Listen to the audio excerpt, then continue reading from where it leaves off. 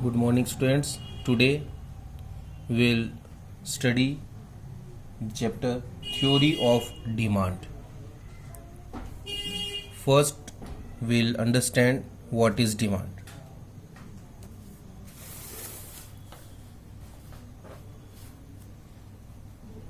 You may have heard the term desire. What is desire?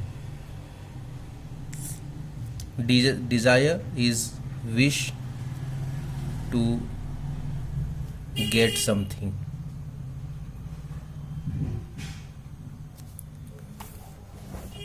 Just like a person can desire to get an aeroplane, someone can desire to have a luxury car, someone has desire to have a very big bungalow. Whether he is having resources to get that or not, that doesn't matter. It means if he have the resources, he can get that item. If he do not have the resources, he will not get the item. But his wish will remain. If he is getting, then he will wish for something else. If he is not getting, then he will wish for this item till he did not get it. So that is called the desire. In desire, it is not necessary that you have the resources filled with that. Generally, we interchange with it with the word demand. Generally, we take both of these in same manner because demand, it means that is also same wish to get something. But when we talk in economics, the demand and desire are not same. Desire is a wish in which you have the resources to get that or not, that doesn't matter.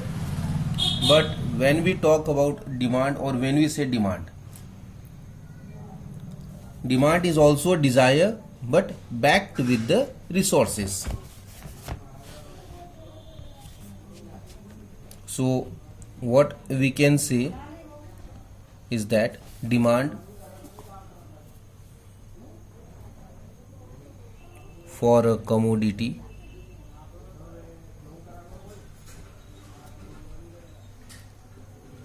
is the desire to buy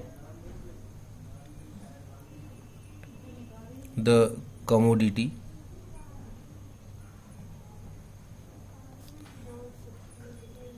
backed with sufficient purchasing power.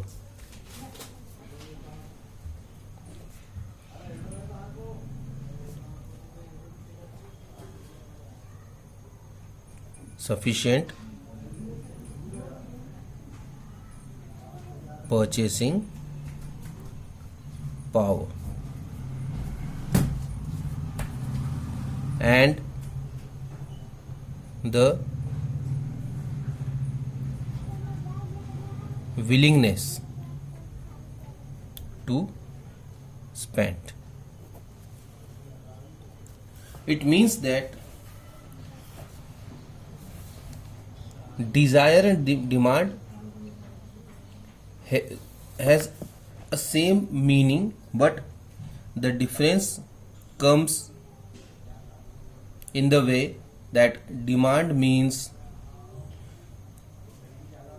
a desire backed with the sufficient purchasing power.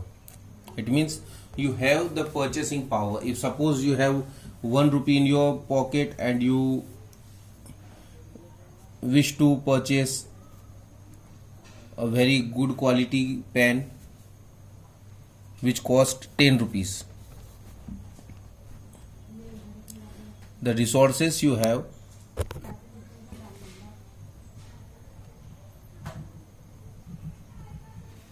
Available resources 1 rupee. Wish to spend 10 rupees. Now, if you are having 1 rupee and you wish to spend 10 rupees, can you spend 10 rupees? No. So, this will be called desire. Now, you have 10 rupees. You wish to spend 10 rupees, but you don't want to spend.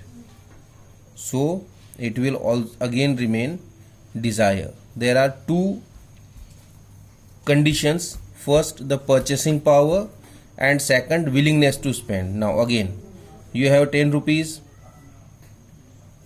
You wish to spend 10 rupees and you want to spend them.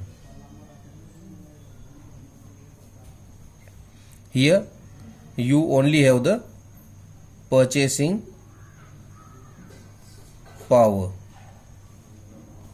but don't want to spend. In the third case, you have the purchasing power and want to spend. Now this is called the demand. You should have sufficient money, as well as you should be able to, or you should want to, or you should have the desire to spend for that. Suppose the item you are going to purchase is a pen. You have 1 rupee and you want to get a pen of 10 rupee, that will remain desire. You have 10 rupee, the pen costs 10 rupees, but you don't want to purchase the pen, or you don't want to spend 10 rupees for pen. So that will not call the demand.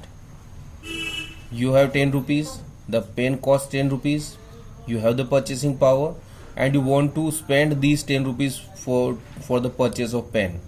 So this will be called demand.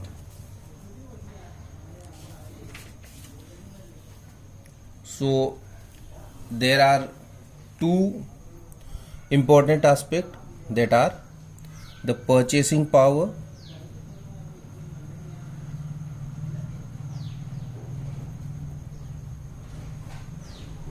and second is willingness to spend. If both of these are there, then only the desire will be called demand, otherwise it will remain a desire.